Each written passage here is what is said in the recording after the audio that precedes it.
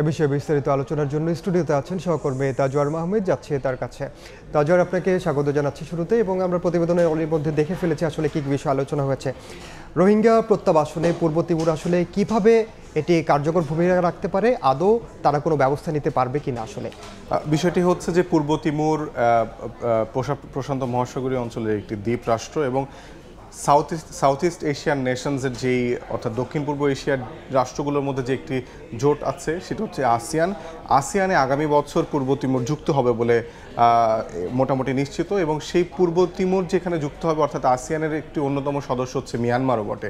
এবং সেই মিয়ানমারের উপর অনেক দিন ধরেই চাপ দিয়ে আসছে আসিয়ান রাষ্ট্রগুলো, 7-8টি রাষ্ট্র আছে, তারা রোহিঙ্গা প্রত্যাবাসনের জন্য চাপ দিয়ে আসছে এবং সেখানে যদি পূর্ব তিমুর যুক্ত হয় তারা আরও বেশি চাপ দিতে পারবে বলে কিন্তু আজকে আমরা প্রধান উপদেষ্টা রোহিঙ্গা প্রত্যাবাসন ছাড়াও আর কোন বিষয়গুলোর উপর আলোকপাত করা হয়েছে প্রধান উপদেষ্টা এবং পূর্ব তিমুরের প্রেসিডেন্টের যে বৈঠক হয় সেখানে? আজকে মূলত দুটি চুক্তি এবং একটি সমঝোতা স্মারক সই হয়েছে, যেমনটি প্রতিবেদনে দেখছিলাম। চুক্তির বিষয়টি একদমই দুই দেশের মধ্যে যে অফিসিয়াল এবং ডিপ্লোম্যাটিক পাসপোর্টধারী যারা আছে তাদের মধ্যে ভিসা অব্যাহতি চুক্তিটি স্বাক্ষর হয়েছে এবং সমঝোতা স্মারকটি হচ্ছে দুই দেশের যে কৌশলগত সহযোগিতার জন্য সংলাপ হয়, আলোচনা হয়, কনসালটেশন হয়, সেটির জন্য একটি সমঝোতা স্মারক সই হয়েছে। এর বাইরে কিন্তু আসলে বাংলাদেশিরা, আমরা যেমনটি পূর্ব তিমুরের যিনি প্রেসিডেন্ট আছে তার মুখ থেকে শুনলাম যে বাংলাদেশের কাছ থেকে কিন্তু অনেক পরিমাণের পণ্য আমদানি করে পূর্ব তিমুর, অর্থাৎ সেই জায়গায় আরও বেশি বাণিজ্যিক সম্পর্ক জোরদারের জন্য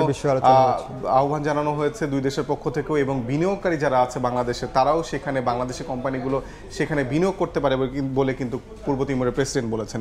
এছাড়া যেটি দেখা যাচ্ছে যে দুই দেশই কিন্তু দুই নেতা, দুই দেশের সরকার প্রধান, তারা কিন্তু বন্ধু এবং সেই বন্ধুত্ব সুলভ জায়গা থেকে তারা বলছিলেন। এমনকি পূর্ব তিমুরের প্রেসিডেন্ট যখন শান্তিতে নোবেল পুরস্কার পেয়েছিলেন তারপরে সেই নোবেল পুরস্কারের পুরো অর্থটি মাইক্রো ক্রেডিট, যেটি ক্ষুদ্র ঋণ ডক্টর ইউনূসের প্রকল্প আছে, সেখানে পুরোটাই দিয়ে দিয়েছিলেন এবং তিনি তাদের যেই বন্ধুত্বের আলাপ সেটি করছিলেন। এবং পূর্ব তিমুরের প্রেসিডেন্ট ডক্টর ইউনূসকে কিন্তু একজন মেন্টর হিসেবেও মানেন এমনটি বলছেন। এবং বাংলাদেশের মানুষ অত্যন্ত ভাগ্যবান ডক্টর ইউনূসের মতো একজন বিশ্বব্যাপী স্বনামধন্য ব্যক্তি এবং সম্মানিত ব্যক্তিকে সরকার প্রধান হিসেবে পেয়েছে।